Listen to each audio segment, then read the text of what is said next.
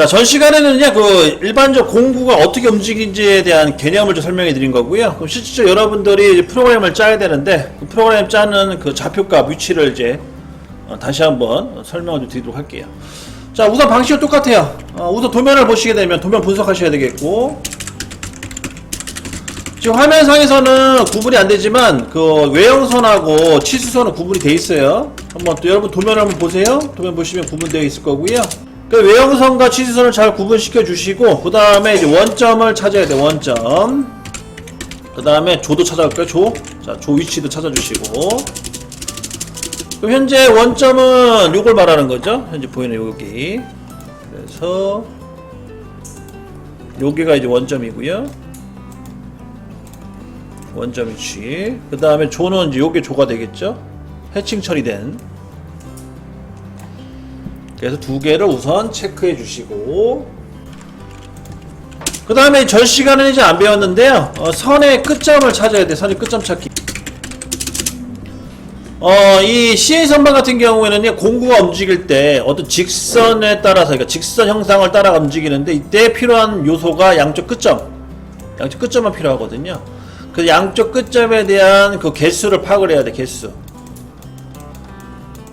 근데 이걸 파악할 때 주의할 점은 내가 어디까지 깎을 건지 그걸 정해놓고 파악을 해야 됩니다. 그럼 제가 전 시간에 설명드렸지만 조가 물려져 있는 이 파이는 깎지 말라고 했습니다.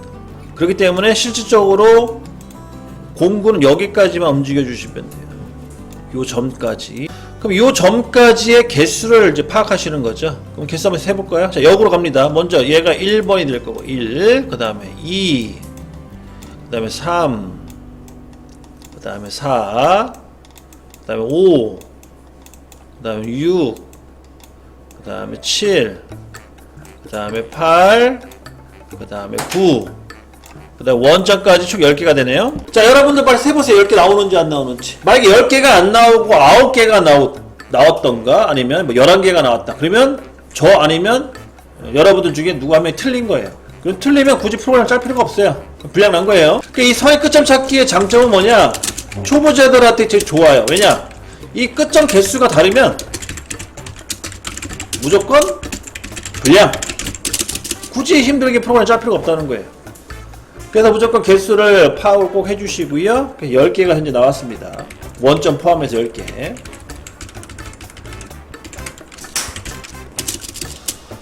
그러면 이 10개의 이제 번호대로 좌표값을 이제 짜야겠죠. 그러니까 구해야겠죠, 좌표값을. 그러면 여러분들 잠깐만요. 좀 헷갈릴 수 있으니까요. 순서대로 갈게요. 원점을 1번으로 하겠습니다. 원점을 1번으로 시작을 할게요. 자, 그럼 다시 이제 좌표값 구할게요. 먼저 1번. 1번은 구할 필요도 없어요. 무조건 X는 0, Z는 0이에요. 원점이니까. 그래서 여기 1번 됐고요. 그 다음 2번. 2번 같은 경우에는 X값만 움직이죠. 그래서 Z값은 변함이 없고 X값만 커지는데 얼마큼 커지냐? 20의 반이니까 10. 그리고 꼭 점을 찍어주셨죠. Z는 0. 자, 여기 이제 다시 부가 설명 들어갑니다. 자, 숫자에 점을 찍어주셔야 되는데, 이거는 무조건 필수. 무조건 해야 된다는 뜻이죠. 그러면 예를 들어서 저는 한번 점을 안 찍고 싶습니다. 그래도 점을 안 찍고 프로그램을 작성을 했어요.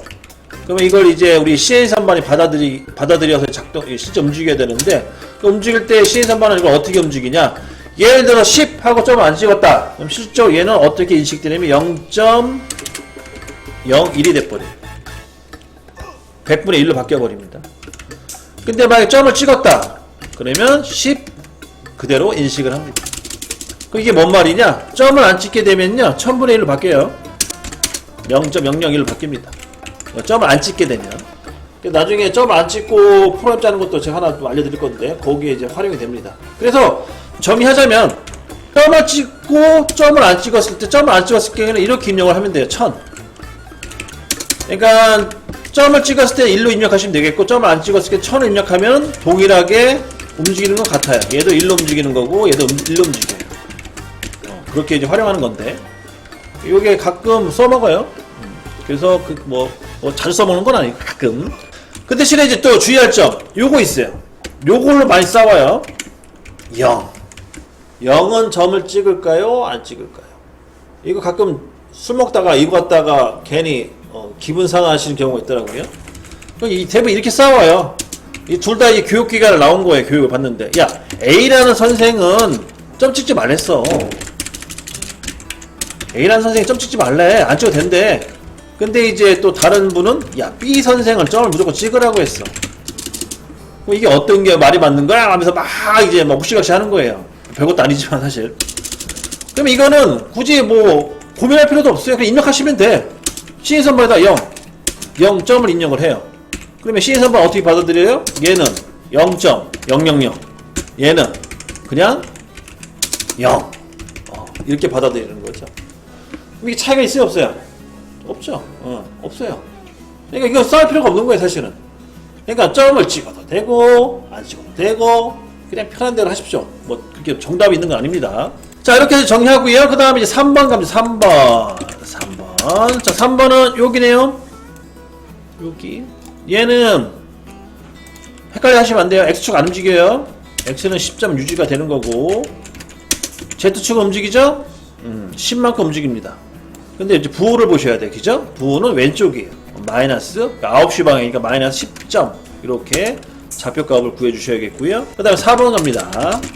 4번은 여기가 되겠죠. 자, 요것도 이제 질문사항. 이런 테이프 형상을 어떻게 짜야 됩니까? 질문하시는 분이 간혹 있더라고요. 어렵게 생각하지 마시고요. 테이프 형상, 대각선 형상은 무조건 두 개의 축이 동시에, 그러니까 좌표값이 입력되면 돼요. 동시에. 그럼 이게 뭔 말이냐? 자, X값도 커지겠죠? X값은 얼마큼 커지냐? 32의 반이니까 16. 그 다음에 Z값도 커지겠죠? 얼마큼 커져요? 11만큼 더 가죠? 11만큼. 그럼 11만큼 더 가면은 이거를 이 10만 넣어주냐? 그건 아니고 다 같이 포함해서 넣어줘야 돼요. 다 같이 포함해서. 그러면 전체 값이 얼마예요? 마이너스 20이 됩니다. 20. 이상한데요? 선생님 이거 10 넣으면 안 돼요? 라고 질문을 또 해주셔야 돼요.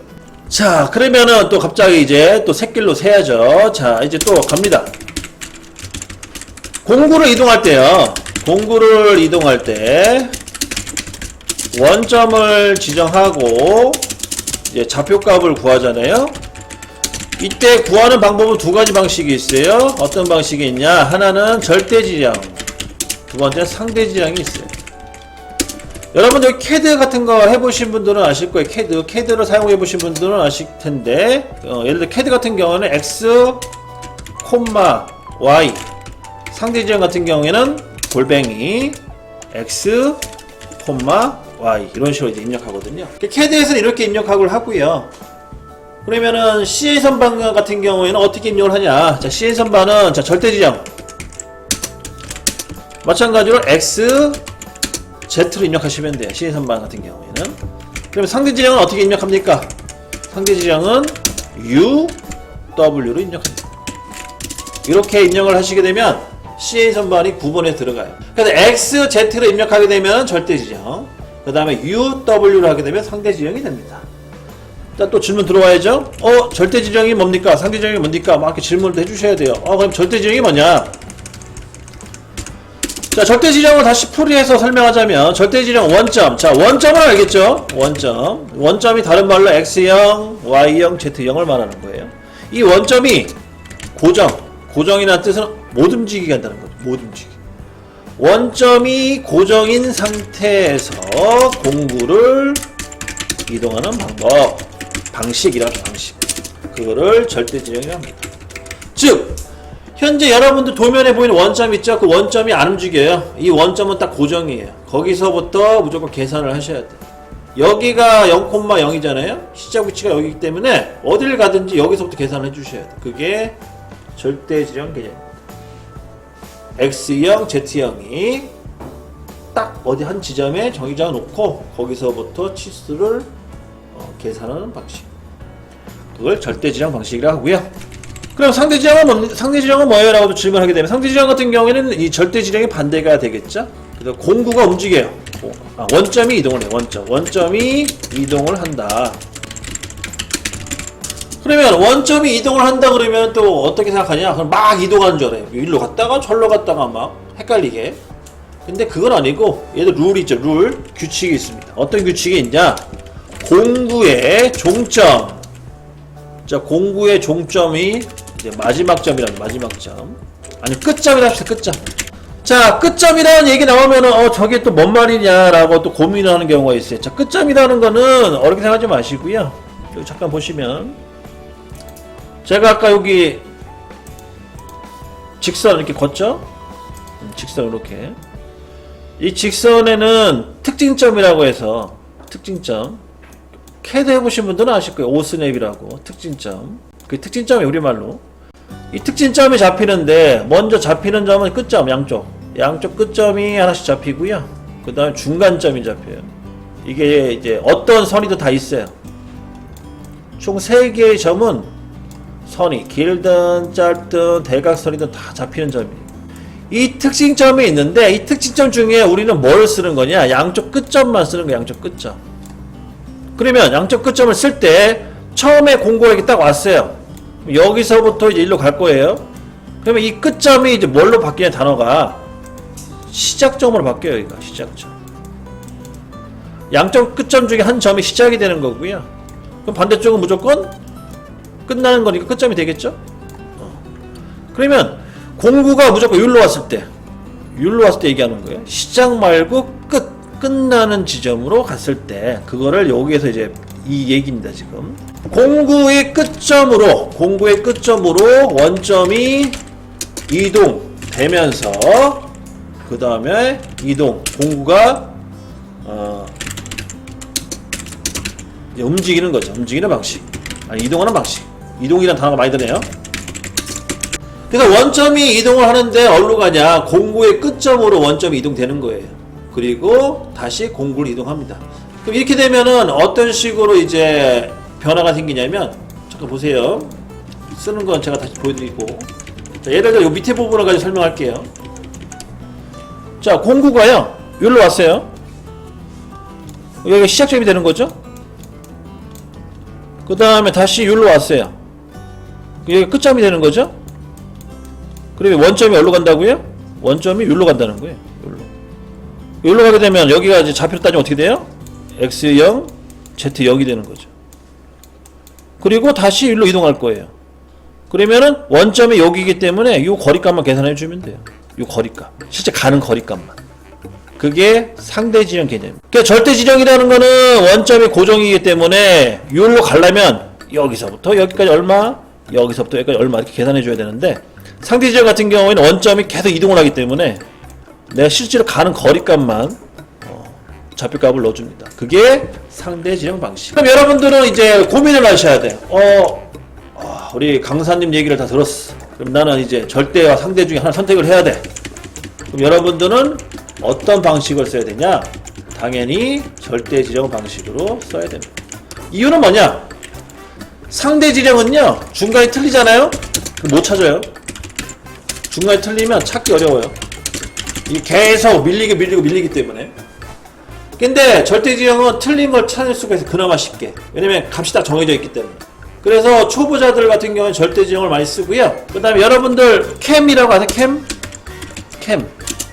캠이라는 건 이제 컴퓨터 운영 강국이라는 그런 뜻인데, 컴퓨터를 이용해서 캠 설정을 할 때 NC 코드를 자동으로 뽑아낼 수가 있어요. 생성할 수가 있는데, 그때 NC 데이터가 다 절대지형으로 나오고 상대지형은 거의 안 나오고, 그런 것도 있어가지고 연관성을 줘가지고 절대지형으로 공부하시는 게 좋아요. 그러면 상대지형을 안 씁니까? 라고도 질문할 때가 있죠. 상대지형도 씁니다. 언제 쓰냐? 기계 원점 복귀 할 때 쓰고요. 이거 나중에 설명드릴게요. 기계 원점 복귀는. 그 다음에 공구를 이동할 때 혼합지형이랄 때 써요. 혼합지형이 뭐냐면요, X는 절대지형을 쓰고요, Z 있죠? Z는 상대지형을 많이 써요. W로 할게요.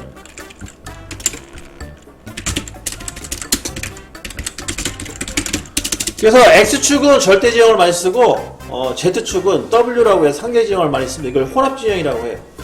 특히 이제 기술자급들은 이 방식을 선호합니다. 그만큼 이해를 할 수 있다는 거죠. 좌표에 대한 그 공고의 이동 개념을. 여러분들은 나중에 절대지정거 짜시다가 나중에 이제 수준이 높아지시면 이걸로 갈아타시면 돼요. 그렇게 이제 이해하시면 되겠고. 그래서 이거 뭐 헷갈린 거 아니고 XW를 입력하신 거예요. 좌표. 질문 있습니다. 네. 저희 회사의 기계는 설명해 주신 거는 자, 지금 좋은 질문 해주셨어요. 제가 저 내용은 알아요. 저 질문이 나오게끔 유도를 한 거고, 사실은. 자, 지금, 잠깐만, 좀 정리하고요. 정리하고 제가 알려드릴게요. 좋은 질문 해주셨습니다. 자, 지금 이게 너무 많으니까요. 그러면 우리 여기까지만 갈게요. 여기까지만. 여기까지만 할까요? 여기까지만 갑시다. 여기까지만 하고, 지금 나온 내용에 답을 드리겠습니다. 자, 그 다음에 이제 여기로 가야겠죠? 이 위치. 그럼 여기는 자 x값만 변하네요, 그죠? x값. 그래서 5번. x는 잠깐만 얼마지? 44니까 22. 그 다음에 z는 안 변하니까 20. 이렇게 해서 이제 5번 위치까지 갔고요. 그 다음에 이제 6번으로 가면 여기가 되겠죠? 여기. 얘 같은 경우에는 6번. x는 안 변하죠? 22. z값만 변합니다. z는 마이너스 40이 되네, 그죠? 40. 요거 다 더한 거예요. 다 더한 겁니다. 그 다음 마지막 52네요, 그죠? 52 나누기 하면 여러분들 다 수준급의 인재드시네요. 26인가요?